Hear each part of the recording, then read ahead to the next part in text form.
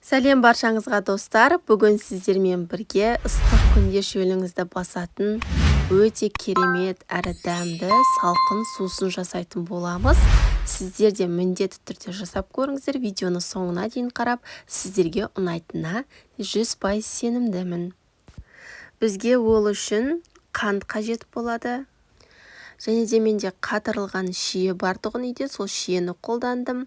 Және де каркаде гүлдері қажет болады. Қазір сіздер сұрайтын боларсыздар, сол себепті сіздерге осы сыртын көрсетіп жатырмын. Осындай пакетте тұрады, өте арзан бағада. Осы каркаде гүлдердің жапырақтары қажет болады, және де бізге апельсин қажет болады. Апельсинді дәл осылай ортасынан бөлеміз, бізге жарты бөлігі жетеді. Дәл осылай жапырақтап кесіп алатын боламыз. Егер лимон болса, лимонды да қоссаңыздар болады. Барлығын осылай тілімдеп кесіп шығамыз. Енді бізге осы салқын сусынды қайнататын осындай ыдыс қажет болады. Ыдысқа суымызды құямыз. Және де қалауыңыз бойынша қант қосасыз. Тәттіні ұнатсаңыздар көбірек, ұнатпайтын болсаңыздар кішкене аздау қоссаңыздар болады. Және де шиені қостым. 2 ас қасықтай каркаде гүлдерін қостым. Менде 4 литр су.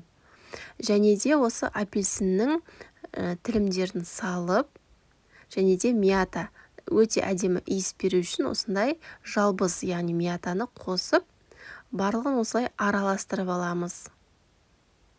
Араластырып болған соң отқа қойып, қайнататын боламыз. Бір қайнап шыққан соң дәл осы сусынды 5 немесе 10 минут көлемінде қайнатып алсаңыздар жеткілікті, өте жылдам дайын болады. Қараңыздар, түрінің өзі сондай әдемі, тәбетті ашарлықтай. Менде 5-10 минуттай қайнады шамамен.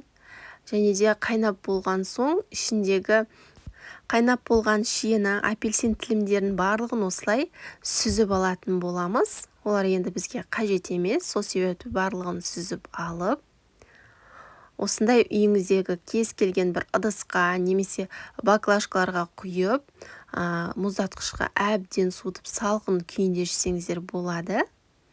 Мен осындай ыдысқа құйып, салқын күйінде ұсындым.